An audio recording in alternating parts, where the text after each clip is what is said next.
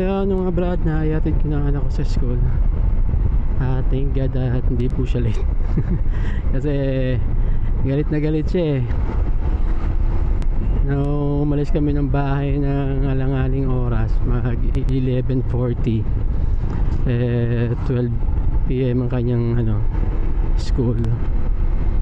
So nakarating kami, siguro nakaalis kami ng bahay mga 11:45, so 15 minutes nakarating kami sa school. Around 15 minutes yan, mga ganyan.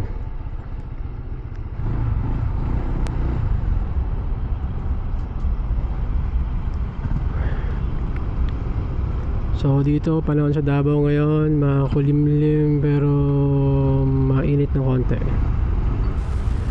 Dito sa Davao, maganda naman panahon dito pag morning, hanggang tanghali, hanggang hapon. But mga around sometimes 4, 5, 6 hanggang gabi na biglang umuulan. Sometimes talaga malakas pa yung ulan. So ngayon tag-ulan na ngayon, so expect na rin din natin ng maulan na panahon sa bansang Pilipinas. Dito sa Mindanao, dito sa Davao City, expect natin talaga na maulan. So lagi tayo magdadala ng kapote, mga brad. Kapote, then yung mga shoe cover para hindi mabasa yung mga sapatos natin, and ingat, doble ingat sa pagdadrive pag basa ang kalsada. Kung manipis na yung gulong nyo, palitan nyo na, mga brad. Huwag nyo nang pilitin. Iba pa rin yung maingat tayo, mga brother. So ganito, pag tagulan, dapat ang bilhin yung mga gulong yung maraming line para makapit siya sa basang kalsada.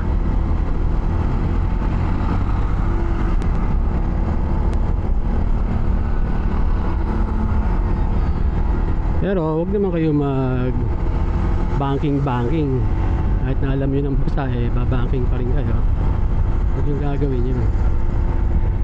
Kapag basa, umuulan, nagdadrive kayo ng motor, alalay lang, mga brother, para safe tayo makakauwi sa ating pamilya, di ba? Hindi ba natin kailangan magmadali lalo at pag umuulan, mga brad. Ingat ka, sir, ha? Ingat, boss. So ito, ang gulong ni ADB 160 is for off-road, no? And tingin ko makapit naman din siya sa basa. Pero just as I said nga kanina, na ingat tayo sa pagmumotor, lalo na pag basa, no? Lalo pag umuulan, kasi talagang madulas siya, mga brad. At kahit di umuulan, ingat pa rin tayo sa pagmumotor. Tapos hindi umuulan, mabuhangin naman, di ba? So ingat pa rin, mga brother. So yun ang laking tulong naman ng traction control, no, ni ADB 160, na nakokontrol niya yung ikot ng gulong kapag na-sense niya na slippery yung kalsadang dinadaanan. Tapos meron pang ABS. So talagang safe ka sa mga biglaang preno, mga brother, na hindi pa mag-i-skid yung gulong mo sa front kapag ginamit mo yung front brake mo na may ABS. So yun po ang kinaganda nitong ADB 160. Kahit nga lang na single ABS lang siya, hindi siya kagaya ng mga other brand na Maxi Scoot na dual channel ABS. But still, napaka ganda po niyang gamitin, napaka safe, no? At isa pang nagpapasafe dyan is yung rider na nagpapaandar sa kanya o nagdadrive sa kanya. Kasi kung anong safe ng motor mo, hindi ka naman din safe mag-drive, parang wala ding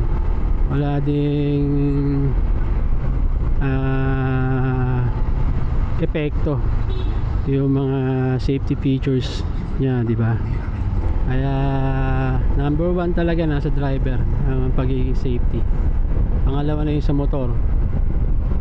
Pero ang pinaka number 1 talaga is magdasal, mga brother, bago i-start ang motor, bago umalis ng bahay. Magdasal po tayo. Yun ang the best, ang pinaka number 1 natin gagawin. So ang tinatakbo na ng motor ko is siguro 100 plus na to. Check natin.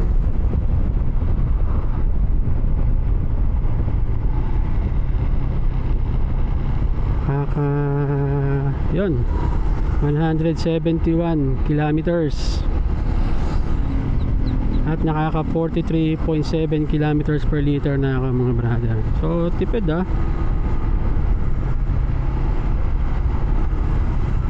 Ano yung 68.9? Ano yun? Nagulo na ako dyan. Ano yun?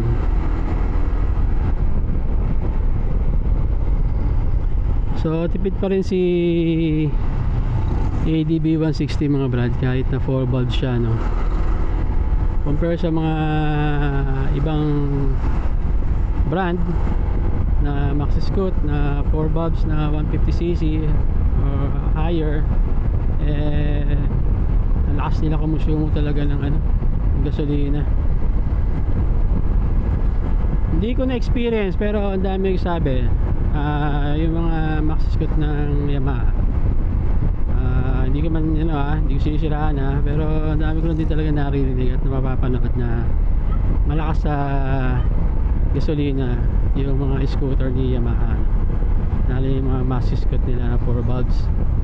Si Honda naman kasi talaga naglagay siya ng 4 valves para bumilis-bilis ng konti, pero ang pa rin kasi talaga niya, ang panlaban pa rin kasi talaga ni Honda is yung tipid sa gasolina, then matibay na engine, pang matagalan. So yun talaga ang ni Honda, mga brother. Lakas ng hangin, sana narinig nyo ako.